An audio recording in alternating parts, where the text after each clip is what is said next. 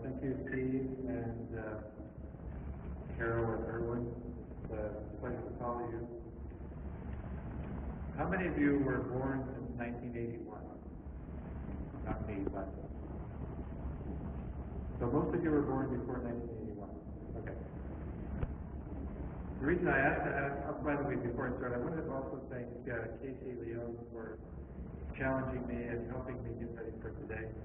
She's a young person who is working with us right now, and she did a great job of pushing. In 1981, my wife and I bought into a selective farm in South Lancashire, and we took out a mortgage of $65,000 with a local credit union. And in those days, you couldn't get a fixed length mortgage. You had a floating mortgage that went up and down with the interest rate. And one Friday in 1983, we got a note in the mail from our credit union that said that our mortgage was going to be 23%. Now, those of you who are new to recessions and stuff like that will realize that today is the lowest, last year has been the lowest interest rate in all of our collective memory, and in 1983 was the highest. But the effect in the economy was about the same. People were laid off, businesses were going bankrupt, and so on. But our problem was that we got this note in the mail saying that our interest rate was 23%. So 2 days later, on the Sunday morning, when we went on to our church, little church, 20 families, we have a sharing time. And I said in the sharing time that we weren't going to be able to pay our mortgage the following week. And as we left the church that morning, I reached into my coat pocket to get my keys, and there was a piece of paper. And it was a $500 check from one of our community members. So this was troublesome for me. I went home, I called him, and I said, Art, you can't do this. And he said, well, I did, and I mean it, and you can cash the check and use it. And I said, okay, so does that mean next month you're going to send me another $500? And the month after it, like, are you going to subsidize my life? And he said, no, that's probably not what we can do, but why don't we get some people together? So over the course of about 2 months, we ended up with a group of 10 families. 7 of us had mortgages, and the other 3 didn't have mortgages. And we made some agreements among ourselves, that group of 10 families. The first agreement was that we would put $50 a month into a common kitty. The second agreement was that no one in our faith community would get impoverished and couldn't pay their mortgage or couldn't eat over the next period. That was promise number 2. Promise number 3 was that if we had any money left in this kitty, we would help each other pay off our mortgages because we had a deep secret with the bank. And the promise number 4 was that when the group helped us pay our mortgages, our promise back to the group was that we would contribute back the amount of capital that had come to us. Now that's kind of complicated. You don't have to worry about it.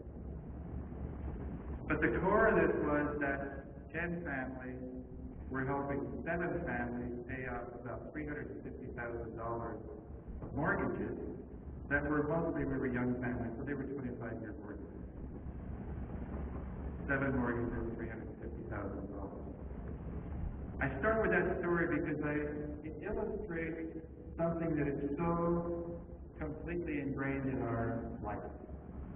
The right of citizens, the responsibility of citizens to get together, to find associations, to find common ground around things that concern them. And that is, from my point of view, the guts of what I call the nonprofit sector.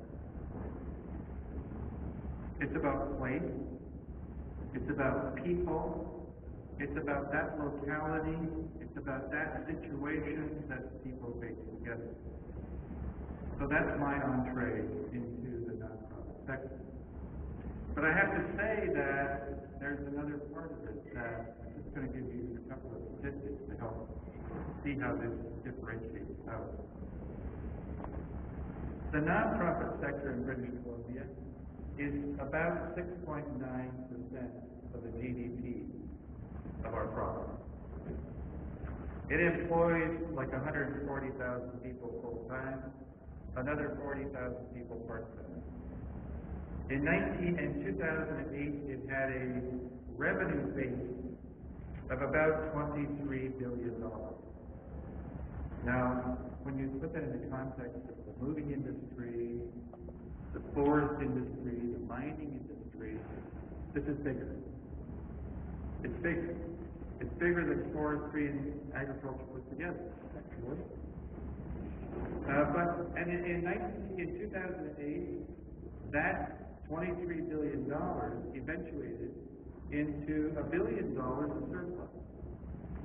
Now, our total budget for the province, for the government of our province, is about $40 billion if you include the capital stuff. So this sector is bigger than half of the government. But I want to say that those revenue numbers and so on don't even begin to touch the value of this sector. It's like the tip of the iceberg.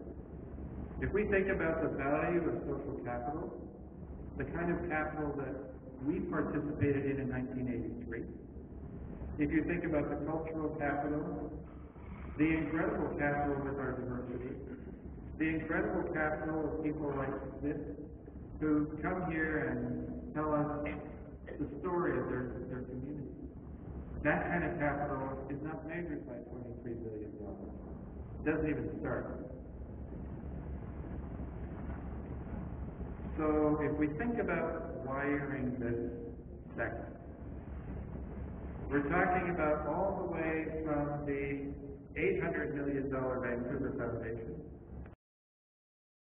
my group in Langley in 1983. It's a big industry. It's very complex.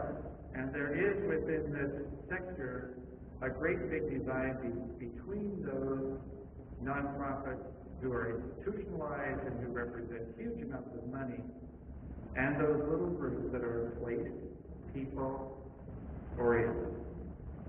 So this is not a simple solution.